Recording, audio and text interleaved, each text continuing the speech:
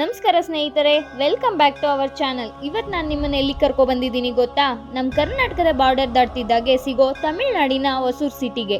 ಹೌದು, ಹೊಸೂರಿನಲ್ಲಿ ಒಂದು ಸಖತ್ ಪವರ್ಫುಲ್ ಆದ ತುಂಬ ಫೇಮಸ್ ಆಗಿರೋ ದೇವಸ್ಥಾನ ಇದೆ.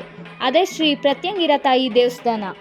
ನೀವು ಸೋಷಿಯಲ್ ಮೀಡಿಯಾದಲ್ಲಿ ತುಂಬ ಕಡೆ ನೋಡಿರ್ಬೋದು. ಅಮಾವಾಸ್ಯೆ ದಿನದಲ್ಲಿ ನಡೆಯೋ ಮೆಣಸಿನ್ಕಾಯಿ ಹೋಮ ತುಂಬ ಫೇಮಸ್ಸು. ನೆಗೆಟಿವ್ ಎನರ್ಜಿ ದೂರ ಆಗಬೇಕು, ಲೈಫ್ನಲ್ಲಿರೋ ಕಷ್ಟಗಳೆಲ್ಲ ಹೋಗ್ಬೇಕಂದ್ರೆ ಈ ದೇವಸ್ಥಾನಕ್ಕೆ ಬರಲೇಬೇಕು ಅಂತಾರೆ. ಬನ್ನಿ, ಇವತ್ತು ಈ ದೇವಸ್ಥಾನದ ಸೌಂದರ್ಯ, ಇಲ್ಲಿನ ಸ್ಪೆಷಾಲಿಟಿ ಎಲ್ಲದನ್ನು ನಿಮ್ಗೆ ಹತ್ರದಿಂದ ತೋರಿಸ್ತೀನಿ. ವಿಡಿಯೋನ ಎಲ್ಲೂ ಸ್ಕಿಪ್ ಮಾಡದೆ ಕೊನೆವರೆಗೂ ನೋಡಿ ಫ್ರೆಂಡ್ಸ್, ಇದೇ ದೇವಸ್ಥಾನದ ಮೇನ್ ಎಂಟ್ರೆನ್ಸ್ ಒಳಗೆ ಕಾಲಿರ್ತಿದ್ದಾಗೆ ಒಂಥರ ಪಾಸಿಟಿವ್ ವೈಬ್ ಸಿಗುತ್ತೆ. ಅಂದಾಗೆ ಈ ಪ್ರತ್ಯಂಗಿರ ದೇವಿ ಅಂದರೆ ಯಾರು ಗೊತ್ತಾ? ಸಿಂಹದ ಮುಖ ಮತ್ತು ಹೆಣ್ಣಿನ ದೇಹ ಇರೋ ಮಹಾಶಕ್ತಿ ರೂಪಿಣಿ, ಶರಬೇಶ್ವರನ ರೆಕ್ಕೆಯಿಂದ ಹುಟ್ಟಿದೋಳು ಅಂತ ಹೇಳ್ತಾರೆ. ಸ್ವಾಮಿ ನರಸಿಂಹನ ಉಗ್ರ ಕೋಪವನ್ನು ಶಾಂತಗೊಳಿಸೋಕೆ ಅವತಾರ ಎತ್ತಿದ ತಾಯಿ ಈಕೆ.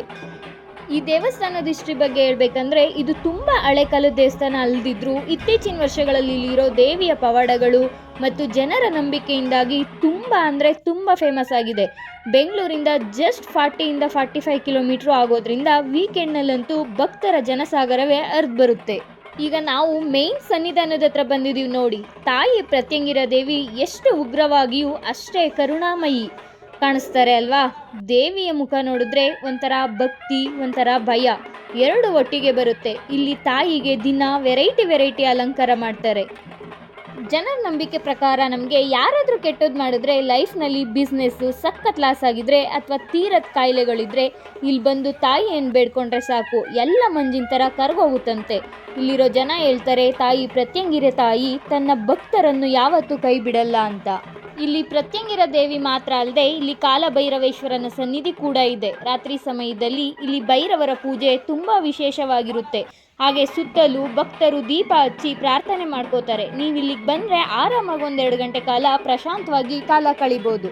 ನೋಡಿ, ಇದೇ ಕಾಣಿಸ್ತಿದೆಯಲ್ಲ, ಇದೇ ನಮ್ಮ ಕಾಲಭೈರವೇಶ್ವರನ ದೇವಸ್ಥಾನ. ಈ ಕಾಲಭೈರವೇಶ್ವರನಿಗೆ ನಾಯಿ ಅಂದರೆ ತುಂಬಾ ಪ್ರೀತಿ. ಇನ್ನೊಂದು ಮೋಸ್ಟ್ ಇಂಟ್ರೆಸ್ಟಿಂಗ್ ಮತ್ತು ಈ ದೇವಸ್ಥಾನದ ಹೈಲೈಟ್ ವಿಷಯಕ್ಕೆ ಬರೋಣ.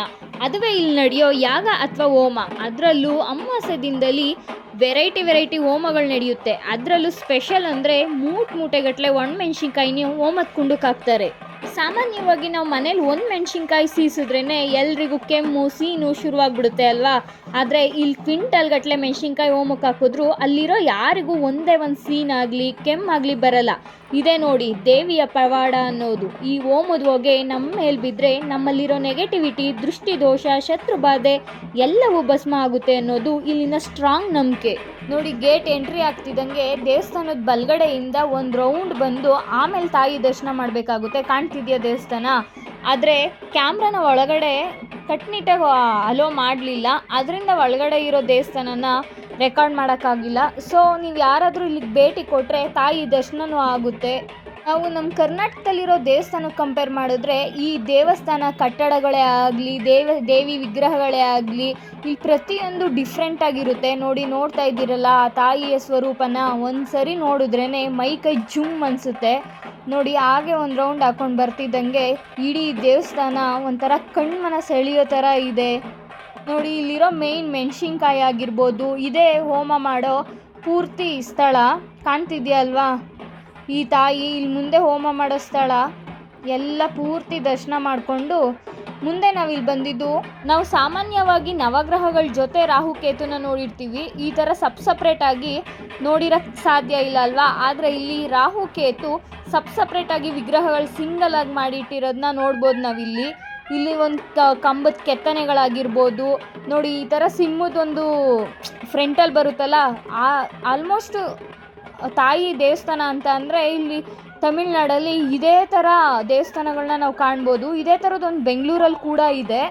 ನೋಡಿರೋರು ಯಾವ ದೇವಸ್ಥಾನ ಅಂತ ಕಮೆಂಟ್ನಲ್ಲಿ ತಿಳಿಸಿ. ಸೊ ಫ್ರೆಂಡ್ಸ್, ಇಷ್ಟೇ ಈ ಪವರ್ಫುಲ್ ದೇವಸ್ಥಾನದ ಲಾಗ್ ಇವತ್ತಿಂದು. ನೀವು ಇಲ್ಲಿಗೆ ಬರ್ಬೇಕು ಅಂದ್ಕೊಂಡ್ರೆ ಬೆಂಗಳೂರಿಂದ ಜಸ್ಟ್ 1.5 ಗಂಟೆ ಜರ್ನಿ ಅಷ್ಟೇ. ಹೊಸೂರು ಬಸ್ ಸ್ಟ್ಯಾಂಡು ಅಥವಾ ರೈಲ್ವೆ ಸ್ಟೇಷನಿಂದ ಆಟೋ ಅಥವಾ ಲೋಕಲ್ ಬಸ್ಗಳ ಮೂಲಕ ಈಸಿಯಾಗಿ ನೀವು ಇಲ್ಲಿ ತಲುಪ್ಬೋದು.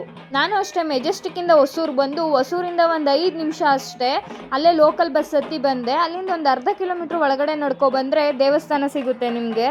ನಿಮ್ಗೆಲ್ರಿಗೂ ಈ ವಿಡಿಯೋ ಇಷ್ಟ ಆಗಿದೆ ಅಂತ ಅನ್ಕೋತೀನಿ. ಇಷ್ಟ ಆಗಿದ್ರೆ ಪ್ಲೀಸ್ ಒಂದು ಲೈಕ್ ಮಾಡಿ, ಸಬ್ಸ್ಕ್ರೈಬ್ ಮಾಡಿ. ನೀವು ಈ ಒಂದು ಲೈಕ್ ಮಾಡೋದೇ ನಾವು ಇನ್ನಷ್ಟು ವಿಡಿಯೋ ಮಾಡೋಕ್ಕೆ ಪ್ರೋತ್ಸಾಹ ನೀಡುತ್ತೆ. ಹಾಗೆ ನಿಮ್ಮ ಫ್ಯಾಮಿಲಿ ಮತ್ತು ಫ್ರೆಂಡ್ಸ್ ಜೊತೆ ಶೇರ್ ಮಾಡೋದನ್ನ ಮರಿಬೇಡಿ. ನೀವಿನ್ನೂ ನಮ್ಮ ಚಾನಲ್ ಸಬ್ಸ್ಕ್ರೈಬ್ ಆಗಿಲ್ಲ ಅಂದರೆ ಈಗಲೇ ಆ ರೆಡ್ ಕಲರ್ ಬಟನ್ ಪ್ರೆಸ್ ಮಾಡಿ ಸಬ್ಸ್ಕ್ರೈಬ್ ಆಗಿ. ಮುಂದಿನ ವಿಡಿಯೋದಲ್ಲಿ ಮತ್ತೊಂದು ಇಂಟ್ರೆಸ್ಟಿಂಗ್ ಪ್ಲೇಸ್ ಜೊತೆ ಸಿಗ್ತೀನಿ. ಅಲ್ಲಿವರೆಗೂ ಟೇಕ್ ಕೇರ್, ಬಾಯ್ ಬಾಯ್.